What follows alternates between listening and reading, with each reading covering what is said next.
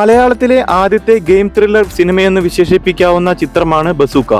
മമ്മൂട്ടിയെ നായകനാക്കി നവാഗതനായ ഡിനോ ഡെന്നീസ് സംവിധാനം ചെയ്യുന്ന ഈ ചിത്രം വിഷുവും ഈസ്റ്ററും ആഘോഷമാക്കാനായി ഏപ്രിൽ 10 പ്രദർശനത്തിനെത്തുന്നു. ചിത്രത്തിന് UA സർട്ടിഫിക്കറ്റ് ആണ് ലഭിച്ചിരിക്കുന്നത്.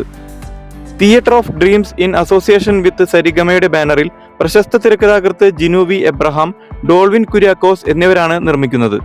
പ്രശസ്ത തിരക്കഥാകൃത്ത് കലൂർ ഡെന്നീസിന്റെ മകനാണ് ഡിനോ ഡെന്നീസ്. ബുദ്ധിയും കൗശലവും കോർത്തിണക്കിയ മമ്മൂട്ടിയുടെ കഥാപാത്രം പ്രേക്ഷകർക്ക് പുതിയൊരു ദൃശ്യാനുഭവം പങ്കുവയ്ക്കുമെന്നതാണ് അണിയറ പ്രവർത്തകരുടെ പ്രതീക്ഷ. ഒരു ഗെയിമിന്റെ ത്രില്ലർ സ്വഭാവം ആദ്യാവസാനം നിലനിർത്തിയാണ് ചിത്രത്തിന്റെ അവതരണം. മലയാള സിനിമയിൽ ഇത്തരമൊരു സമീപനം ആദ്യമാണെന്ന് അണിയറ പ്രവർത്തകർ അവകാശപ്പെടുന്നു.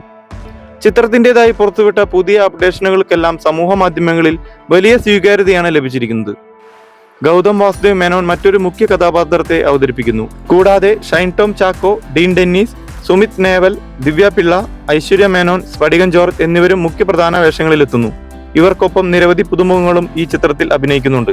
ഏപ്രിൽ 10 രാവിലെ 9 മണിക്കായിരിക്കും ചിത്രത്തിന്റെ ആദ്യ പ്രദർശനം. മമ്മൂട്ടിയാണ് തന്റെ സോഷ്യൽ മീഡിയ അക്കൗണ്ടുകളിലൂടെ ഈ വിവരം പുറത്തുവിട്ടത്.